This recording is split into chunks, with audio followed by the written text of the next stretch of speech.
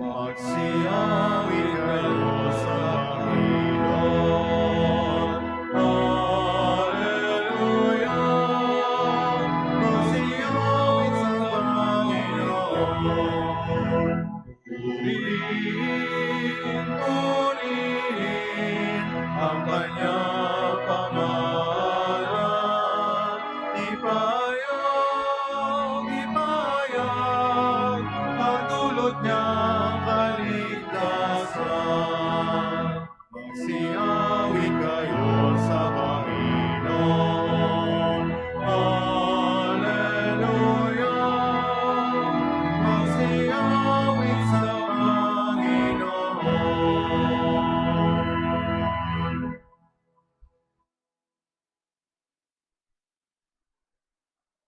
In the name of the Father, and of the Son, and of the Holy Spirit. Amen.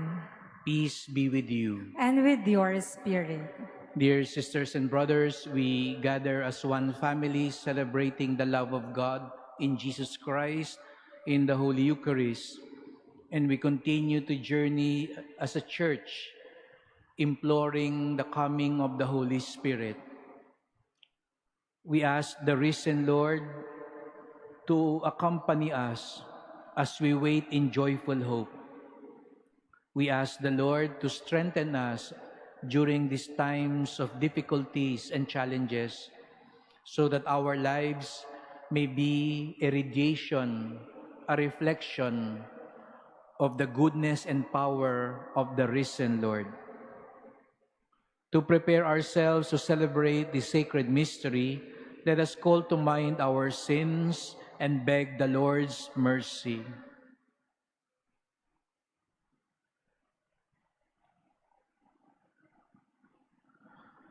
Lord Jesus, you are the way to the Father's kingdom. Lord, have mercy.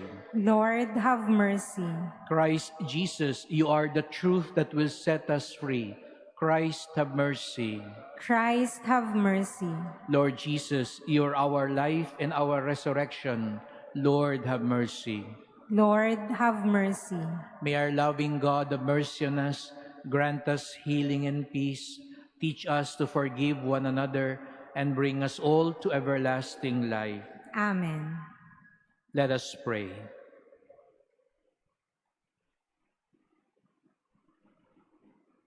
May the power of the Holy Spirit come to us, we pray, O Lord, that we may keep your will faithfully in mind and express it in a devout way of life. Through our Lord Jesus Christ, your Son, who lives and reigns with you in the unity of the Holy Spirit, God, forever and ever. Amen. Please be seated.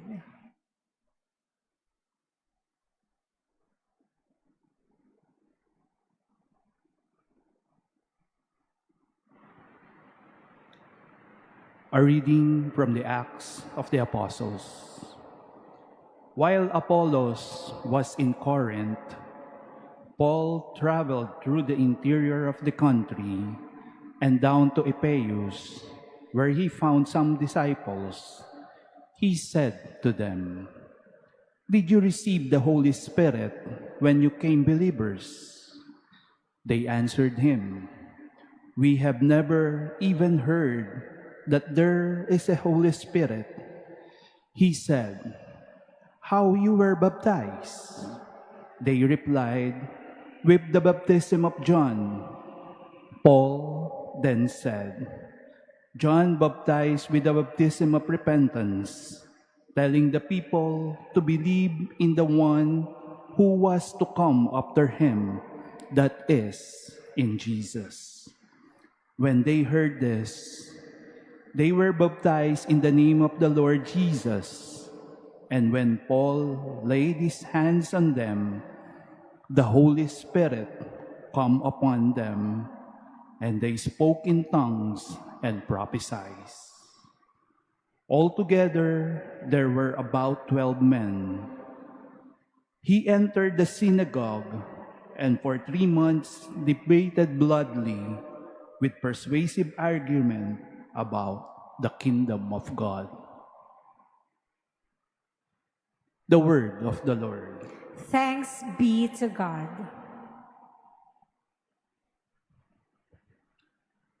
Sing to God, O kingdoms of the earth. Sing to God, O kingdoms of the earth. God erases his enemies and is scattered, and those who hate him flee before him. As smoke is driven away, so are they driven as wax melt before the fire. Sing to God, O kingdoms of the earth. But the just rejoice and exult before God. They are glad and rejoice. Sing to God, chant praise, and his name, whose name is the Lord. Sing to God, O kingdoms of the earth. The father of orphans and the defender of widows is God in his holy dwelling. God gives a home to the forsaken. He lives forth prisoners through prosperity. Sing to God, O kingdoms of the earth. Please stand.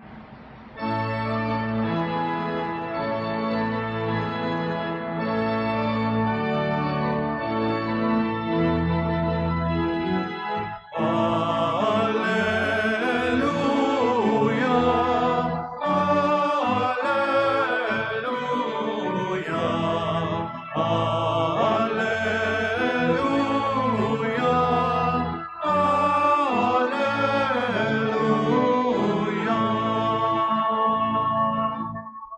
If then you were raised with Christ, seek what is above, where Christ is seated at the right hand of God.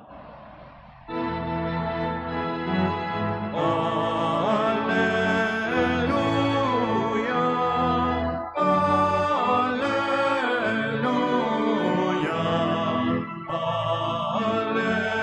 alleluia, alleluia.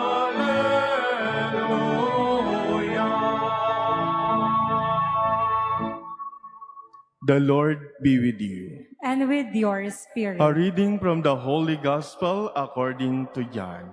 Glory to you, O Lord. The disciples said to Jesus, "Now you are talking plainly and not in any figure of speech. Now we realize that you know everything and that you do not need to have any question you.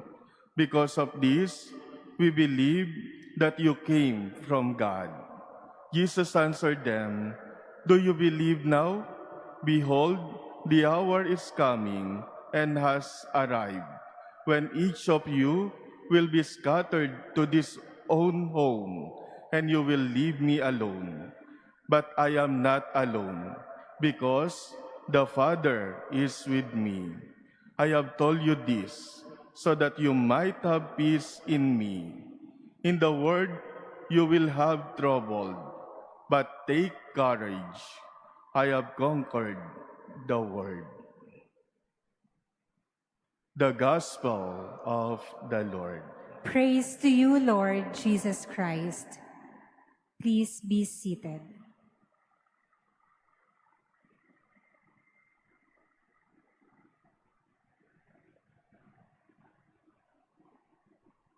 Good afternoon, my dear sisters and brothers.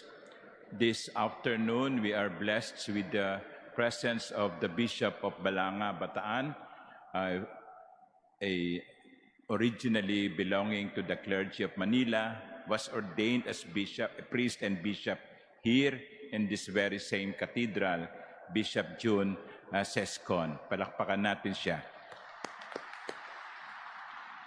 And together with him, he brought the 9 college seminarians from the Diocese of Balanga. They are there. Welcome to the Manila Cathedral. Tayo nga kayo, mga pogi ng Balanga. Okay, so shampoo yan. Pagdasal nyo na wag nang may malaglag. Okay, you may be. And also with them are the formators of the seminary, College Seminary of Balanga, Father Tristan, Father Ton, and Reverend Carlo. So they are here I invited them. Palakpakan natin sila, Father Tristan at Father Ton. And they are here upon my invitation. Sabi ko, bago kayo magbakasyon, come and visit the Manila Cathedral and I'll treat you to lunch. So, welcome to the Manila Cathedral. My dear sisters and brothers, nowadays, we don't have only cars run by gasoline or diesel. We also have cars or vehicles using electricity, yung tinatawag na EV. Minsan ay nakapag-bless ako ng EV, Tesla. No? So sa excitement ko, sabi ko sa may-ari, pwede bang matignan yung loob? Yung loob ng Tesla, halos wala kang makita sa harapan, sa loob, yung tinatawag na dashboard. Sabi ko, wow, ang galing-galing nito ah. Ang husay ng pagkakagawa. But no matter how perfect the vehicle is, without electricity, it's nothing. It's nothing. Electric vehicles, just like vehicles running because of gasoline, they are nothing because without gasoline or electricity. In a way, that is the Holy Spirit. We are nothing without the energy coming from the Holy Spirit.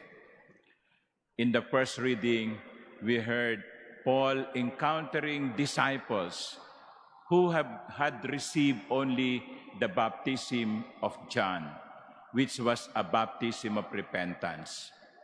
And when Paul asked them, have you received the Holy Spirit?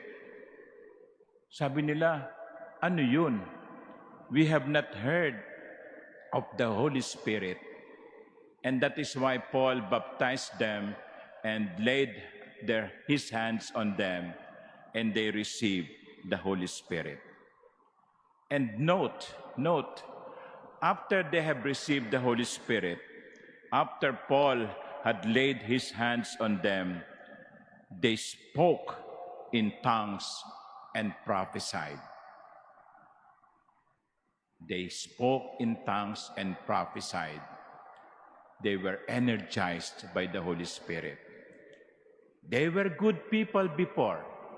There were good disciples of the Lord before. But their energy came through the Holy Spirit. Minsan iniisip ko, ang Pilipinas, 80-85% Christian. Pero kung titignan natin ang lipunan natin ngayon, ang gulo-gulo ng nakikita natin sa paligid, hindi ba ninyo naiisip, bakit ganito? Bakit itinuturing natin ang ating mga sariling isang bansang Kristiyano? Pero bakit ganito? Siguro, katulad tayo ng Tesla o katulad tayo ng isang sasakyan na walang electricity, na walang gasolina, walang energy. My dear brothers and sisters, the Holy Spirit is being given to us to energize us so that through us, the Lord will be able to change the world. But no matter how perfect the machine is, even your cell phone, no matter how modern your gadget is, if it is not charged, nothing happens. And so, the challenge to us now is to ask ourselves, am I charged by the Holy Spirit? Am I energized by the Holy Spirit? Do I allow the Holy Spirit to come to me and work through me? By ourselves, we cannot do anything. Tandaan natin yan. Kung sarili lamang natin, wala tayong magagawa. Walang pagbabagong mangyayari. Pero kung hahayaan natin ang Espiritu Santong kumilos sa pamamagitan natin, malalaman natin at makikita ang mga pagbabago. Nung babaan ng Espiritu Santo ang mga taong ito sa unang pagbasa, nung tanggapin nilang Espiritu Santo, they were energized and they were able to speak in tongue and to prophesy. Things that they could not have done before, they were able to do. So similarly, there are many things that we can do, much more that we can do if we only allow the Holy Spirit to work through us. Pero, siyempre, katulad ng Tesla, katulad ng cellphone, kinakailangan naka-recharge tayo. And so, a beautiful prayer is to ask the Holy Spirit, come to me, come to us, Holy Spirit. Fill our hearts with your love. Fill our hearts with your energy. And through us, the Holy Spirit can make this world a better place. Amen.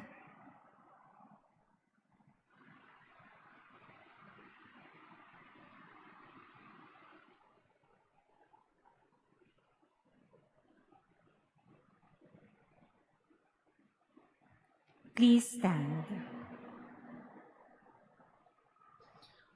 Having overcome the world, Jesus sent the Spirit to help us in our trials and in our mission to witness to Him. Let us pray for strength and ask His aid in our needs and say, Lord, hear our prayer. Lord, hear our prayer. That those who suffer persecution may have the courage to be faithful to their convictions, let us pray to the Lord. Lord, hear our prayer. That those who are tempted may overcome their weaknesses through the grace of the Holy Spirit, let us pray to the Lord. Lord, hear our prayer. That those who consecrate their work, profession, and business to Christ may receive the strength to fulfill their duties in a Christian manner, let us pray to the Lord. Lord, hear our prayer. That the sick and those who are ill may experience the healing touch of the Holy Spirit, let us pray to the Lord. Lord, hear our prayer. We earnestly pray for peace in the Middle East and the world. May God purify the world of all violence, greed, and misuse of power that brings sufferings and death to many. Let us pray to the Lord. Lord, hear our prayer. We pray for those who suffer because of the scourge of war, that peace may be granted to them soon, and may every people live in tranquility and freedom. Let us pray to the Lord. Lord, hear our prayer. That the faithful departed may enjoy the radiant dawn of eternal life. Let us pray to the Lord. Lord, hear our prayer. Almighty Father, you can do all things. Grant that we may use your power in all that we do for your greater glory. We ask this through Christ our Lord. Amen. Please be seated.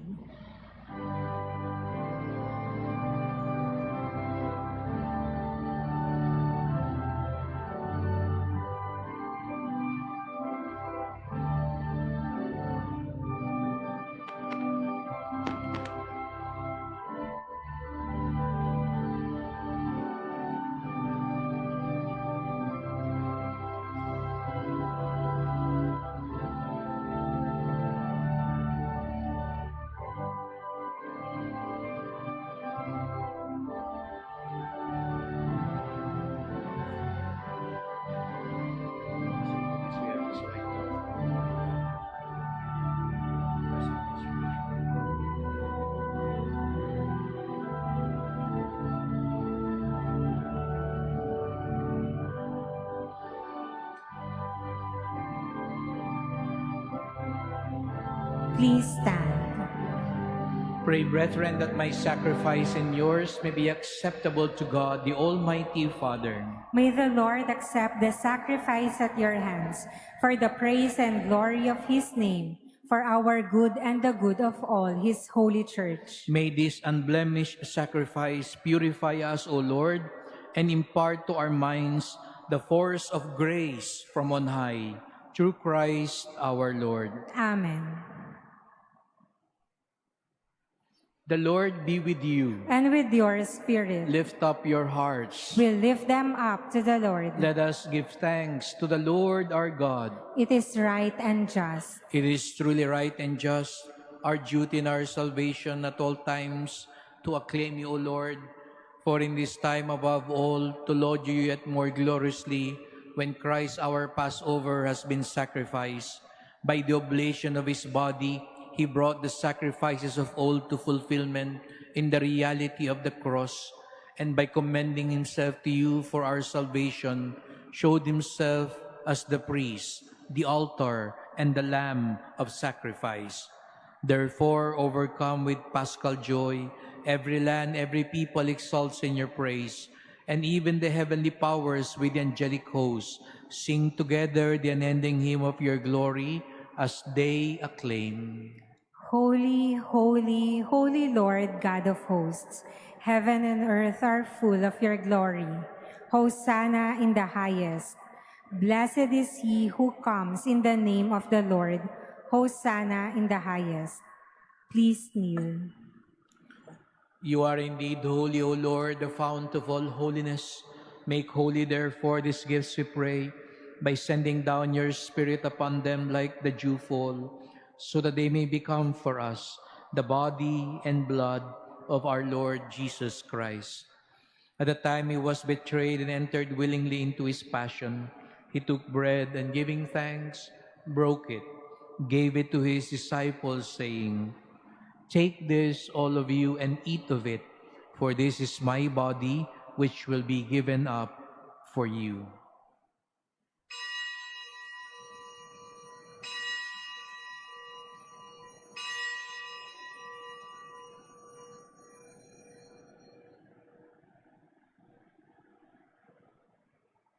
In a similar way, when supper was ended, he took the chalice, and once more giving thanks, gave it to his disciples, saying, "Take this, all of you, and drink from it, for this is a chalice of my blood, the blood of the new and eternal covenant, which will be poured out for you and for many for the forgiveness of sins. Do this in memory of me."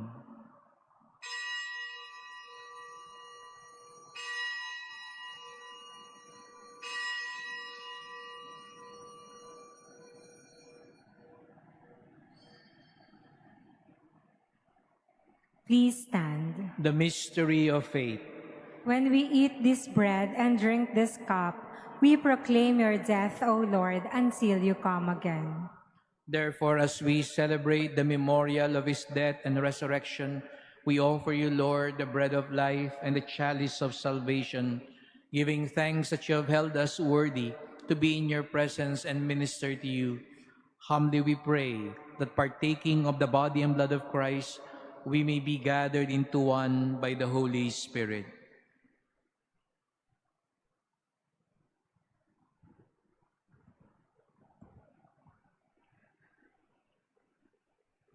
Remember, Lord, your church spread throughout the world and bring her to the fullness of charity, together with Leo, our Pope, and Jose, our Bishop, and your servant Rufino, and all the clergy.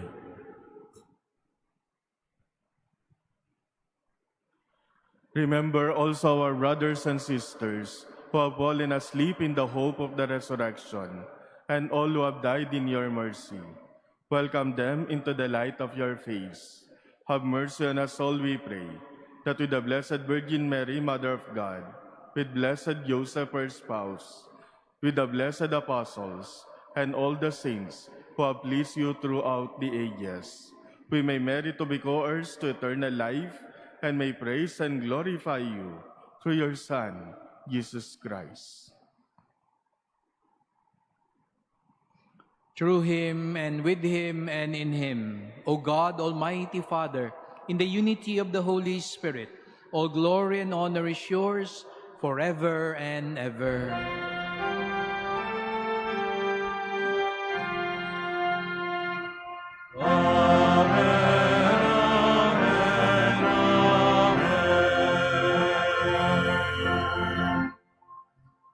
Let us pray in the very words Jesus taught us.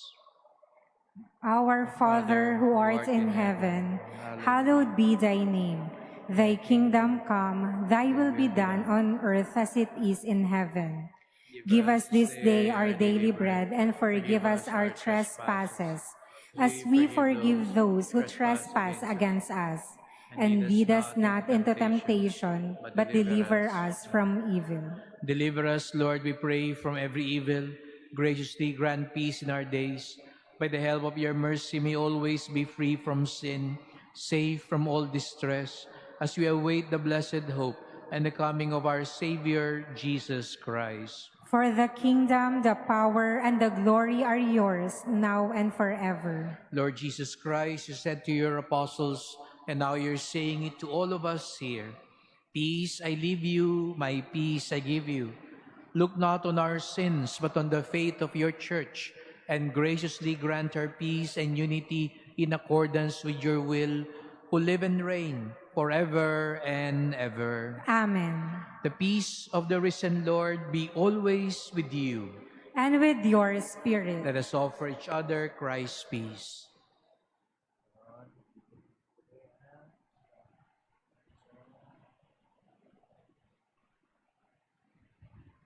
Lamb of God, you take away the sins of the world, have mercy on us.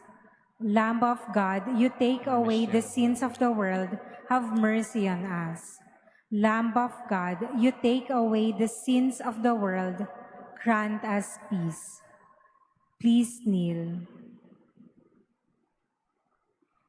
Behold Jesus Christ, our Lord and Savior, the Lamb of God who takes away the sins of the world. Blessed are those called to the supper of the Lamb. Lord, I am not worthy that you should enter under my roof, but only say the word, and my soul shall be healed.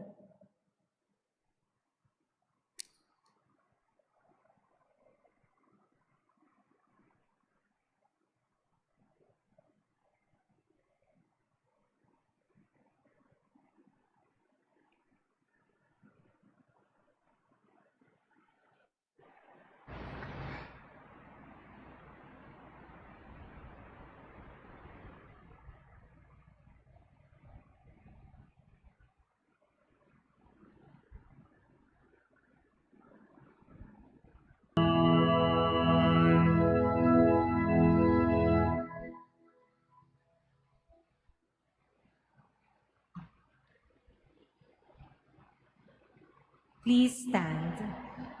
Let us pray.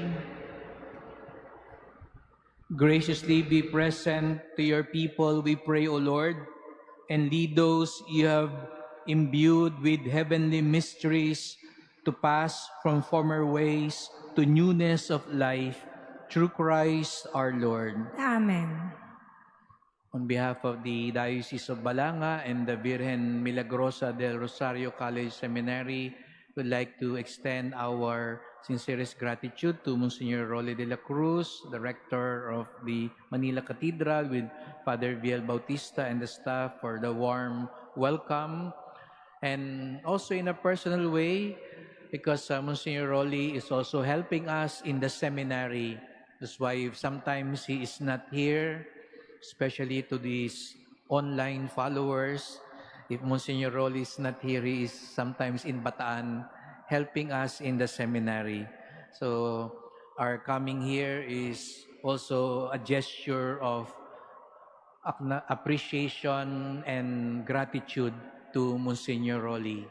And I always say this to everyone. I'm proud that the very first ordination I witnessed in my life was the ordination of Monsignor Rolly in this cathedral. He was a batchmate of Archbishop Sok, whom many of you know is a good friend of mine, but I was there not because of Archbishop Sok, but because of Monsignor Rolly. That's why he has been from the very beginning a part of my vocation and journey. And until now, even as a bishop, he is a part of my journey. And we thank also the Manila Cathedral for helping the seminary in their own ways so that we could thrive not only in vocation but also in our day-to-day survival. So thank you, Monsignor Rolly, and thank you to the Manila Cathedral. Ang bawat tulong nyo po sa Cathedral, Manila Cathedral, umaabot po sa amin sa Balanga. Salamat po ulit. The Lord be with you. And with your spirit. And may Almighty God bless you, the Father, and the Son, and the Holy Spirit. Amen. The Mass has been offered. Go. Always be charged by the power of the Holy Spirit. Thanks be to God.